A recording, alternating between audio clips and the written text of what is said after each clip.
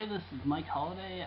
Today I'm going to talk about common home environmental stressors that are relevant as far as how the behavior, how the criminal behavior came to pass in sex offenders.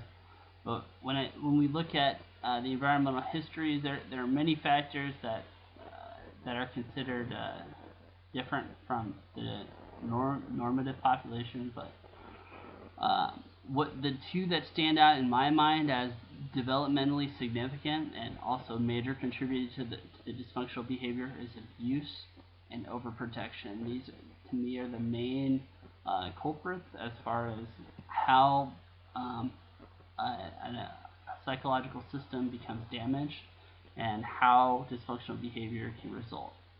So I'm going to focus on these, and I'm going to use boundaries theory to describe how this actually happens. So this is the psychological boundary. I discussed this. If you want a more in-depth discussion, I put another post on that.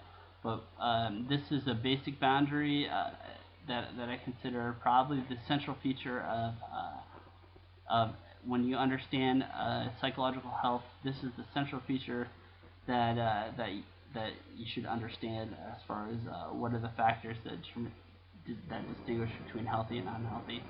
So this is the boundary. This is the it's almost kind of like a computer firewall. How a person decides what to let in from the world, and also what to put out, what to deny, and what to deny in oneself.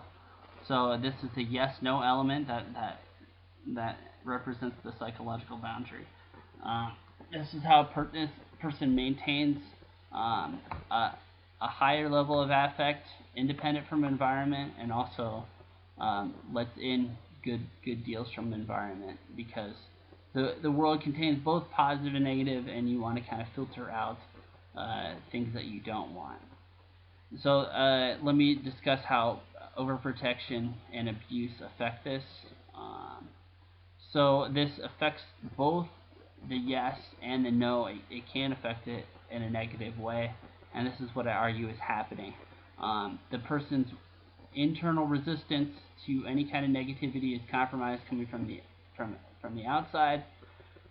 His own internal resistance to anything negative in himself is kind of compromised. So this is the weakening of the negative of the no wall inside oneself, and also the yes channel is open too much. So what I argue is happening is this boundary is entirely just incredibly weakened as a result of this.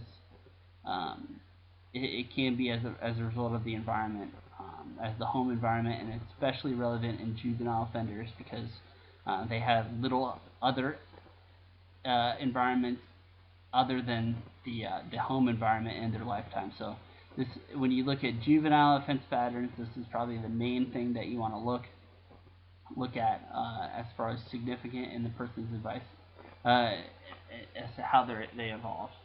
So let me first look at overprotection. This is understudied, but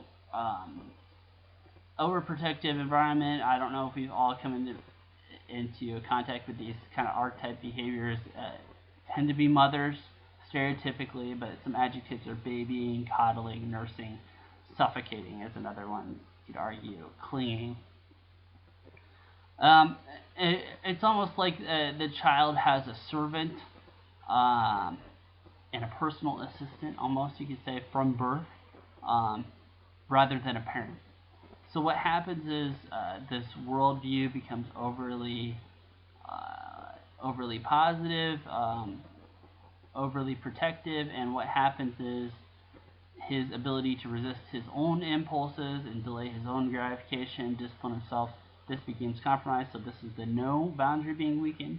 His ability to resist an external negativity, because the mother's provided this kind of cocoon or womb almost, and so his ability to resist anything negative coming from outside the environment is compromised. So again, this is another rehash of it. So the mother presents an overly rosy picture. So the womb weakens the ability to resist the environment. This no boundary is reduced, and so overly passive and pushover comes into play. The servant type relationship and personal assistant type relationship, because all your needs are consistently being met almost before you have to think of them. Your ability to, so this is reduced, and so delay of gratification is reduced. The self-discipline needed to be assertive, to delay your own gratification. They are related concepts, but all of that's reduced. And so passivity is a trait that they found in sex offenders to be like 80%. So this is a huge, almost majority of what they're describing as far as what their personality modality is. Um, so what happens is when you enter into the real world, what I argue is happening when you have an overprotective child, it's almost like a crisis situation. So the mother, there's not necessarily much negativity there, but because the coping mechanism of internal no and external no in a positive sense, because that's reduced, when you enter into the real world, which is much more, it's not necessarily overly preoccupied with your own self-interest, what happens is the person accepts negative behavior.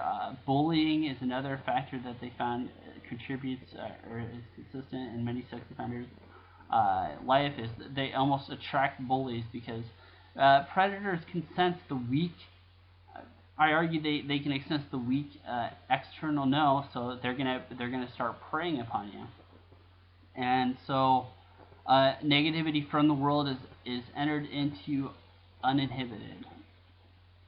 But I also argue that that his ability to regulate his own negativity, as far as negative self-talk, as far as because this crisis is so thorough, and his coping mechanisms are so weak that he can start thinking he's a loser, a failure, all kinds of things. So his ability to eliminate his own negativity, self-generated negativity, is also compromised. So this is a very bad situation.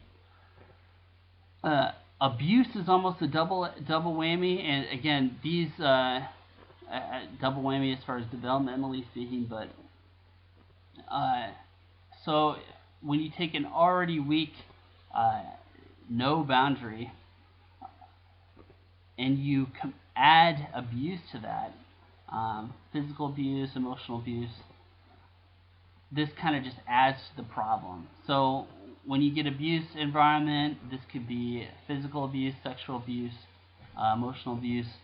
Over time, what happens is I argue that the yes elements have holes in them where they normally would be a door, it would be a hole. So think of this as a house with the door kicked down, or a house with a big hole in it, in an area where there's a bunch of thieves. So this boundary is compromised, and over time, when the yes channel remains open too often, negativity just an environment, and it could be the father's negativity, it could be anybody's negativity, but just passes through uninhibited. And so this is what I argue is the true culprit, the true point of origin, as far as any kind of bad things, the starting point for bad things for the person and also the world. And sex offense down the line, I'll try to make that connection a little bit clearer, how this leads to offense behavior. But also in the future, I'm going to discuss how this is treated, how this is strengthened on both sides, and also how it's reduced in the parents. So this is the problem. I argue this is the true culprit, but knowing is half the battle. Once you understand the problem, the solution becomes much more clear. So in the future, I hope this leads to clearer research, better treatment, and better prevention.